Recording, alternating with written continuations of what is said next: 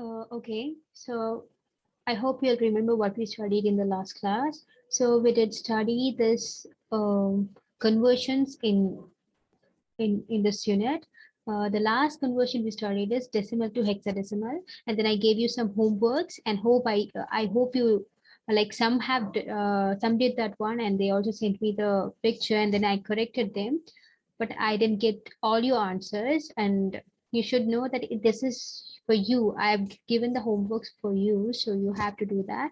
And okay, so next today we are going to the next conversion. So the next conversion is going to be like binary to decimal. So in the last class, we learned all the conversions from decimal to other ones, right? So here we are going to learn binary to decimal now. So binary is, you know, that is a number system with only 1 and 0. So the base of the binary is 2, and you know the decimal is the base of the decimal is 10 and it has 0 to 9. So you know this, right? So now if you wanted to convert the binary to decimal, what do you have to do is, like, here is the number they have given, convert 10102 to decimal. If you wanted to convert this to decimal, first write the number as it is. So first step that you have to do is you have to write the number as it is.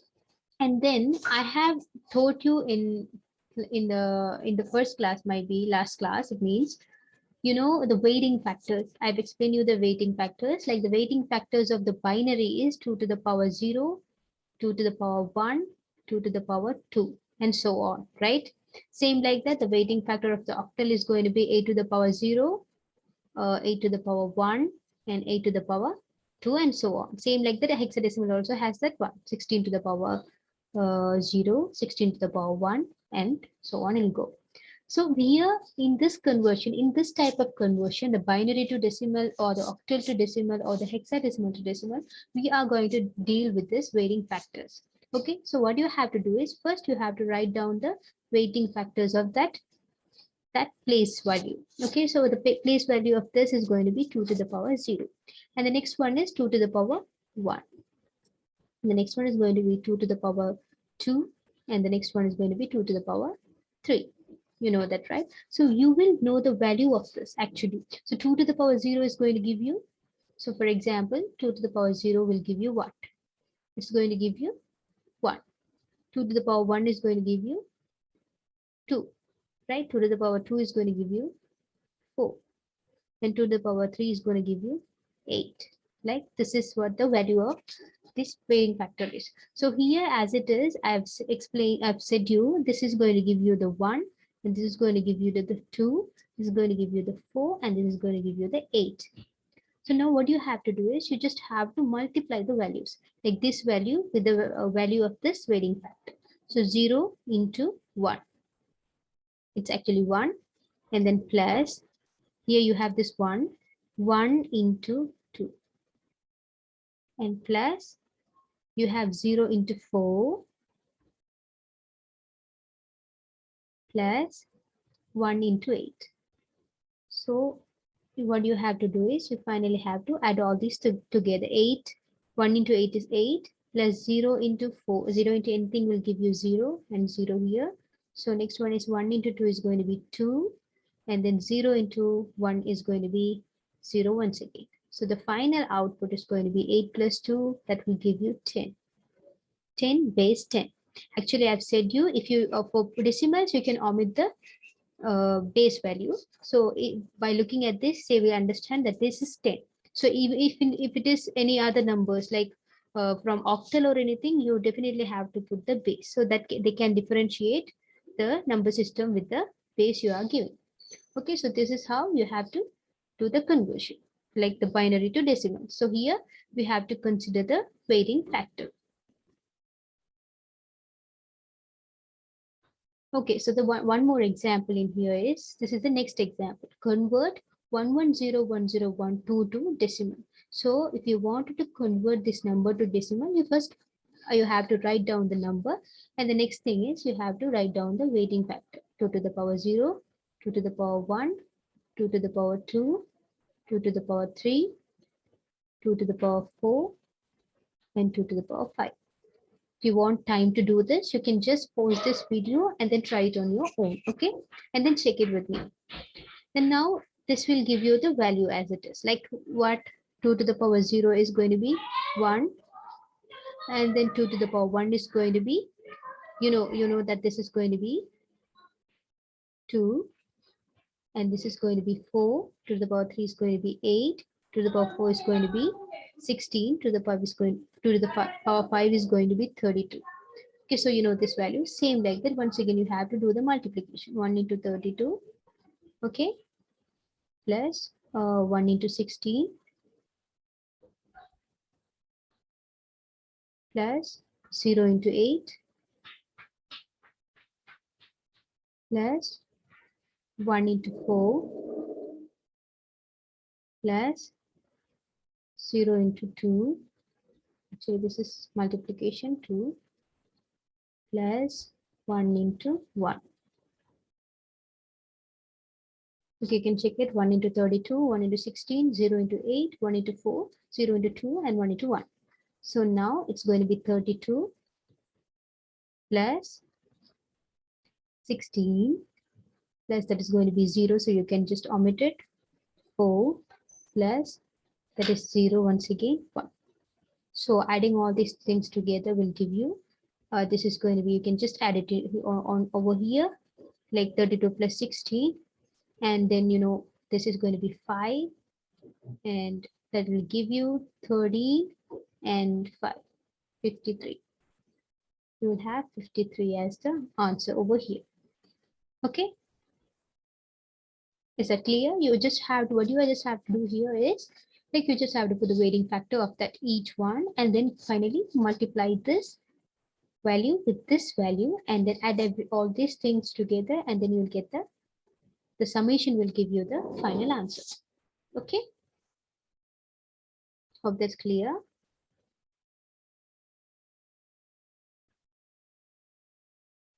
So we can move to the next topic. Now we are going to do the octal to decimal part. Like octal to decimal part is going to be same. Like first thing that you have to do is, like, you have to write the you have, as I've said, you have to write the weighting factor. So over here it's going to be a to the power 0, sorry, 0, and a to the power 1, and a to the power 2, right? So you should know that a to the power 0 is 1, a to the power 1 is 8, and a to the power 2 is 64. Okay, so then what you have to do is you just have to multiply this. 3 into 1 plus 4 into 8 plus 5 into 64. That is equals to, you can multiply all those things together, add it, and then finally find the answer. Like, you should know that first thing is 5 into 64. 5 into 64 is going to be 320. And then 4 into 8 is actually 32. Plus 3 into 1 is 3. Okay, so what you have to do is finally you have to add all these things together. This will give you 355. And this is the decimal value of this octal. Okay, so 5 into 64. First thing is 5 into 64. What you have to do is you have to write the weighting factor, and you can get the answer over here. And the next one is 4 into 8. 4 into 8 is, that is going to be 32, and that's here. And next one is 3 into 1. 3 into 1 will give you 3. Okay, so finally, what you have to do is you have to just add this 320 plus 32 plus 3, and you'll get this answer. Okay, so this is how you have to do the octal to decimal conversion. Like one more example here is same thing. You have to convert this number to decimal. When converting, you should just write a to the power 0, the weighting factor, a to the power 1, a to the power 2, and then a to the power 3. This is actually 2. So as I have said you that you have to write the value of this over here, 1, 8, 64 into 512. 512. Like 8 into 8 into 8 will give you this value, 512. So now once again, what you have to do is, like, I can write it with this equals to, it's going to give you 512. Instead of the into, I'm using this mark. This asterisk is for into. 512 into 2, and then plus 1 into 64 plus 5 into 8 plus 7 into 1. Can you check this one? Like, it's going to be 512 into 2 plus 1 into 64, 5 into 8 into 7 into 1. Okay, so 512 into 2 is going to give you 1024 plus 1 into 64 will give you 64 plus 5 into 8 will give you 40 plus 7 into 1 will give you 7. So altogether, when you add all these things together, 1024 plus 64 plus 47, 40 plus 7 is actually 47. So 1024 plus 64 plus 47 is going to give you 1135. Here, this is going to be your decimal value of this octal. Okay, is that clear? Hope it will be clear. If not, you can replay the video and once again check it. So the next one we are going to see here is hexadecimal to decimal. So now, same thing, binary to decimal or octal to decimal or hexadecimal to decimal. All the time that what you have to do is you have to just deal with the weighting factors. 16 to the power 0, then 16 to the power 1, and then 16 to the power 2. So, okay, so you are just going to deal with the weighting factor. So 16 to the power 0 is 1, 16 to the power 1 is 16, and 16 to the power 2 is 256. Okay, 16 to the power 2 is like 16 into 16. That will give you, when you multiply it, it can give you 256. Okay, that is actually the weighting factor value is. Now, what you have to do is, as usual, it's going to be like, you just have to do it like equals 2 into 256 plus 1 into 60 plus 8 into 1.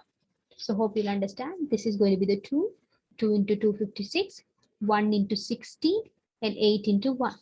That is going to give you 2 into 256, 2 into 256 is actually 512, and then plus 1 into 16 is going to be 16, plus 1 into 8 is going to be 8. Add all these things together. When you add these ones, 512 plus 16 plus 8, that is going to give you equals to 536. So this is going to be the answer. Like you've just converted this hexadecimal to decimal. Okay. So hope this will be clear. Just same process that you're going to just write the weighting factor. If it was binary, you just have to use 2 to the power 0, 2 to the power 1. The weighting factor of binary. If it is octal, you have to use the weighting factor of octal. And if it is this hexadecimal, you have to use the weighting factor of the hexadecimal. So that is it.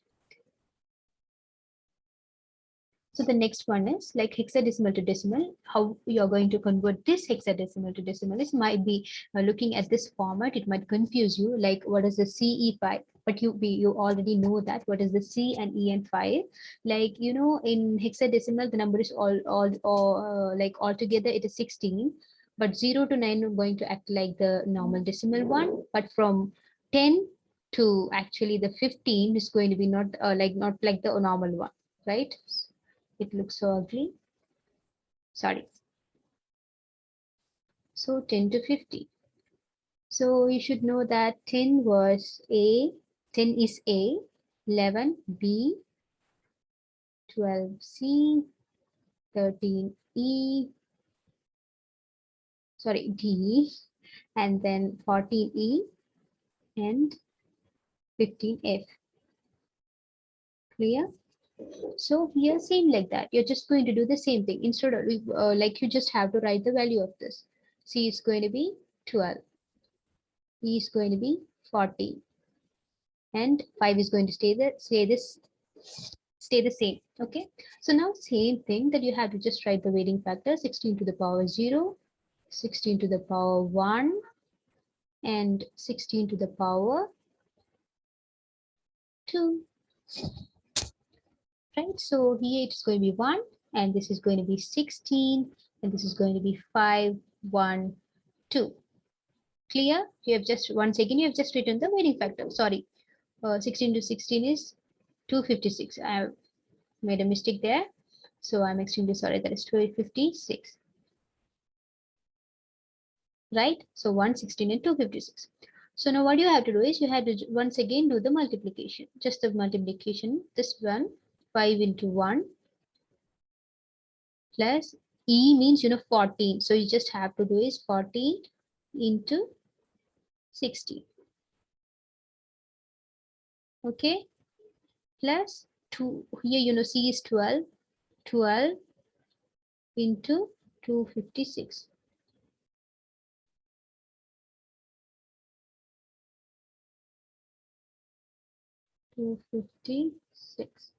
Right?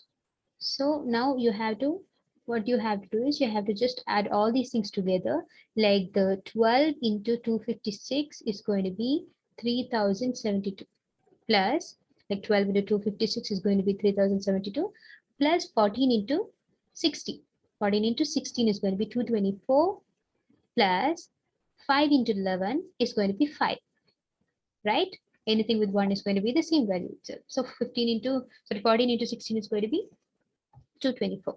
So now finally, this is going to give you, what you have to do is you have to just add the 3072 plus 224 plus 5.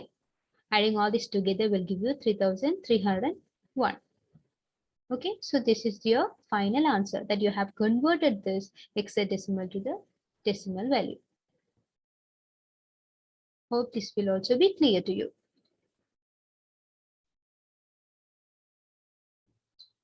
Okay, so we have done these conversions now. We have completed these conversions now, like the other ones like binary to decimal, octal to decimal, and then hexadecimal to decimal.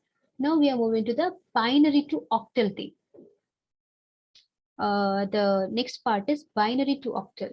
How we are going to convert the binary to octal. Now we have seen the decimal to octal, octal to decimal. Now we have to see the binary to decimal, octal, and the hexadecimal to octal. First thing that you have to see is binary to octal. So first what you have to do is largest digit in octal number system is 7. You know that, like it's going to be from 0 to 7, right? So the largest number is 7. So when you wanted to indicate this 7 in the binary number system, it is going to be 111. This is the highest number, binary number, that you can get in octal number system equivalent. Okay. So whatever, if you're like, what you have to do when you have to convert the number from binary to octal is, whatever the number is, like you can also convert them to the 3-digit format, 3-digit format. Okay. So like, if it is 2, it's just going to be 2 in binary, but when you wanted to deal with the conversions of octal and things, you can just add one more 0 to make it 3-digit format.